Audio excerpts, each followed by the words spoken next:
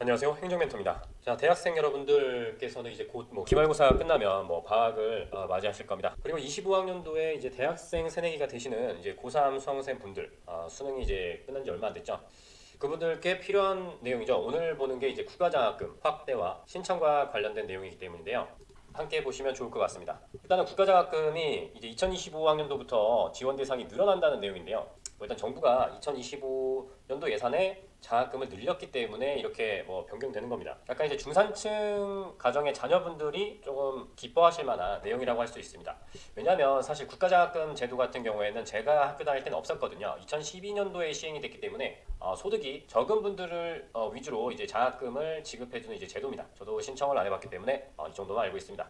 그런데 이제 여기 보시면 아시겠지만 8구간 이하까지만 예전에는 지원이 됐는데 내년부터는 9구간 이하까지로 확대되면서 이제 50만 명이 더 장학금 지원을 받을 수 있을 거로 예상이 되는데, 물론 이건 신청을 하셔야 당연히 이제 지원을 받을 수 있죠. 몰라서 이제 신청을 안 한 경우에는 지원을 받을 수 없으니까 혹시 본인이 여기에 해당되는지 한번 살펴보는 것도 나쁘지 않으실 것 같습니다. 그리고 이렇게 확대되는 9구간에 속한 학생 같은 경우에는 기본적으로 이렇게 100만 원입니다. 100만 원이 지원이 되지만 최대 200만 원까지, 다자녀 가정일 경우에는 200만 원까지 국가장학금을 지원받을 수 있다라는 점을 알아두시면 되고, 그리고 혹시 지금 이제 수험생분들은 국가장학금 제도에 대해서 혹시 학교에서 설명을 해주시는지 모르겠는데 모르시면은 그냥 한번 보시는 것도 나쁘지 않을 것 같습니다.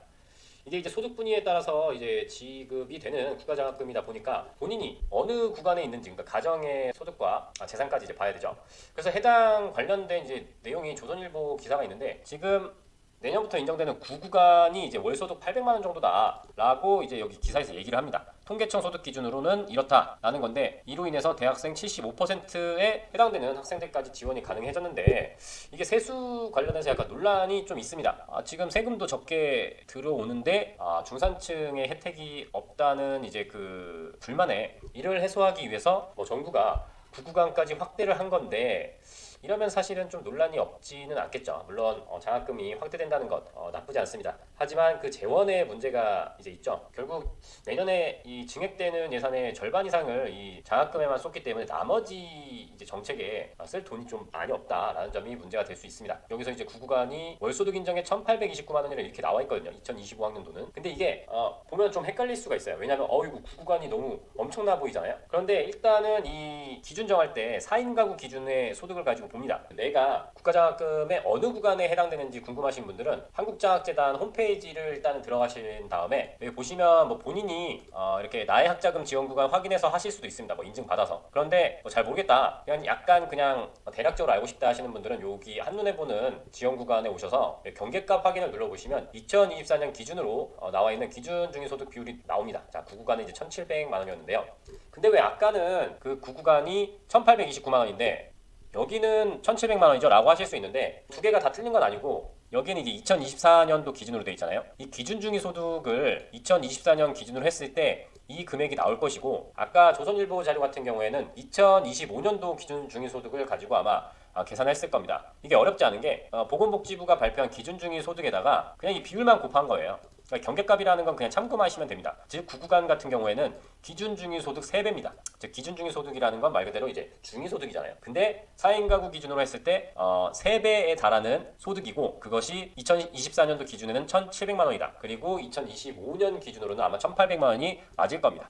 자, 그런데 이 제도가 이제 조금 낯선 분들께 추가적으로 조금 더 설명을 하자면, 여기서 보는 소득이라는 게 사실은 이제 복지 사업에서 쓰는 개념을 많이 사용하고 있습니다. 왜냐하면 우리가 이제 소득이라고 하면 너 얼마 벌어, 너 월급 얼마야, 이런 식으로 생각하기 때문에 수입 기준으로만 생각을 하거든요. 지금 내가 월급이 세전 300만 원입니다. 그럼 나는 월소득이 300만 원이야 라고 생각할 수 있는데, 보통 지원 사업 같은 경우에는 그렇게 따지지 않고 소득이라고 하더라도 소득 평가액, 그리고 또 소득뿐만이 아니라 재산까지 이제 소득으로 듭니다. 이걸 재산의 소득 환산액이라고 하거든요. 이 환산은 비율에 따라서 하고, 최종적으로 이제 계산되는 소득을 소득 인정액이라고 합니다. 즉 이걸 다 합친 게 소득 인정액이다 라고 생각하시면 되고요. 이 소득 인정액은 각각의 이제 계산 방법이 있습니다. 그렇기 때문에 우리 집은 부모님 맞벌이 하셔서 월 600만 원 정도의 소득이 있어. 그러면은 아까 봤던 거 기준으로 했을 때 한번 5, 6구간인가 이렇게 생각하실 수 있는데, 재산까지 추가가 되기 때문에 우리 집이 되게 비싸. 그러면은 7, 8구간이 될 수도 있습니다. 그런 부분이 있기 때문에 실제로 본인이 이 장학금 메뉴, 요 확인 메뉴에서 한번 보시는 게 필요합니다. 그걸 위해서는 아마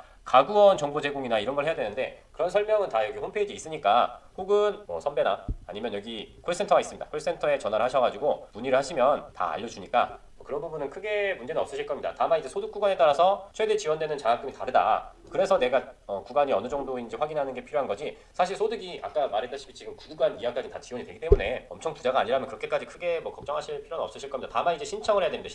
신청은 이제 시작이 되었고 26일까지이기 때문에 자, 신청 대상 보시면 지금 신입생 있잖아요. 신입생, 재학생 모든 대학생입니다. 자, 그렇기 때문에 꼭 잊지 마시고 국가장학금 신청하셔서 되도록이면 이제 가정에 부담을 주지 않으시길 바라겠습니다. 물론 제가 이제 알고 있는 바로는 당연히 이 국가장학금을 받기 위해서는 성적이 어느 정도 이상이어야 됩니다. 그죠? 뭐 관련 내용 다 홈페이지에 있으니까 천천히 이제 살펴보시면 되는데 여기 1, 2형 학생한테 이제 직접 지원하는 형, 이 1, 2형 같은 경우에는 다 신입생, 편입생, 재입학생 모두 첫 학기에 한해서 성적 기준이 미적용이라고 되어 있습니다. 즉 첫 학기까지는 조금 마음을 놓으셔도 된다라고 이제 알 수 있고 그런데 이제 기준적 성적 기준이 이제 적용이 된다고 하면 그 기준을 이제 잘 보셔야 돼요. 그렇지 않으면 내가 소득은 충분히 이제 지원을 받을 수 있지만 성적 때문에 지원을 받을 수 없다라는 결과가 되어버리니까요. 자, 오늘은 이제 대학생분들 그리고 이제 예비 대학생분들께서 잊지 않으셨으면 하는 국가장학금 신청에 대해서 알아보았습니다. 자, 지금까지 행정멘토였고요. 다음에 또 찾아뵙도록 하겠습니다. 감사합니다.